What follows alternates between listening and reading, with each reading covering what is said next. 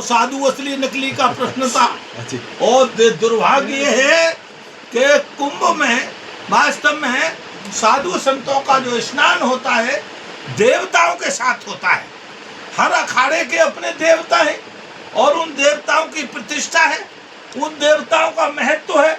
उन देवताओं के कारण से हमारे जो स्नान की परंपरा चली आ रही है, तो पता लगा कि उदासीन अखाड़े में नकली देवताओं का स्नान होना चाहिए कि वास्तव में देवता असली स्नान करते हैं या फोटोकॉपी स्नान करते हैं। ये बहुत दुर्भाग्यपूर्ण है। इस पर भी शासन प्रशासन को कड़ी कार्रवाई करते हुए जांच करनी चाहिए। तीसरी बात, अखाड़े में मनमर्जी से निष्कासन का एजेंडा चलाया हुआ है। अगर अखाड़े की बात, गिव एंड टेक की बात नहीं मानी गई तो अखाड़ों ने हथियार के रूप में उपयोग किया है कि महात्माओं का निष्कासन की घोषणा कर देते हैं जब चाहे तब। तो ये इस पर भी लगाम लगनी चाहिए। ऐसे लोग सनातन को बढ़ाने वाले लोग नहीं है, सनातन को समाप्त करने वाले लोग हैं, सनातन की हत्या करने वाले लोग हैं। ऐसे लोगों पर भी लगाम लगाई जानी चाहिए। तीसरी बात आपने कही, पूछी, अखाड़ा परिषद 2 हो गई है। वास्तव में अखाड़ा परिषद तो एक ही है जो लंबे समय से चली आ रही है।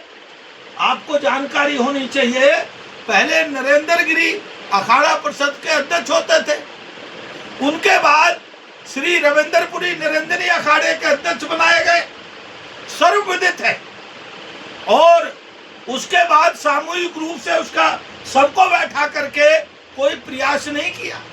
कुछ लोगों ने अपनी तरफ से उसको घोषणा कर दी कि हमारी अखाड़ा परिषद है, तो ये परंपरा भी ठीक नहीं है। मैं तो ये भी निवेदन करूंगा, सनातन को बचाना है, सनातन की रक्षा करनी है, सनातन को विश्व रूप में स्थापित करना है, तो ये पद प्रतिष्ठा के अहंकार छोड़ करके जो वास्तव में चली आ रही है अखाड़ा परिषद, उसको सबको सम्मान करना चाहिए। और कोई हमारे लिए अखाड़ा परिषद महत्वपूर्ण नहीं है, हमारे लिए सबसे ज्यादा महत्वपूर्ण सनातन है। सनातन का पूरे विश्व में मखौल करना ये ठीक नहीं है। कि इतने काल से कभी भी किसी ने ये नहीं कहा कि अखाड़ा परिषद में मतभेद है, सड़क पर नहीं आया, रहते हैं, विचार रहते हैं, सब लोग बैठ के विचार करते हैं। लेकिन अब लोग आप ही कहने लगे अखाड़ा परिषद 2 बन गई, कौन सी असली कौन सी नकली। तो ये स्थिति जो पैदा की है, तो इन महापुरुषों को बैठ करके इसका समाधान निकालना चाहिए। मैं सभी महापुरुषों से हाथ जोड़ के करता हूँ, निवेदन करता हूँ, एक अखाड़ा परिषद होती है, एक ही रहेगी। आज 2 बनी, कल 4 बनी, कल 6 बनी, ये अब नहीं चलेगा।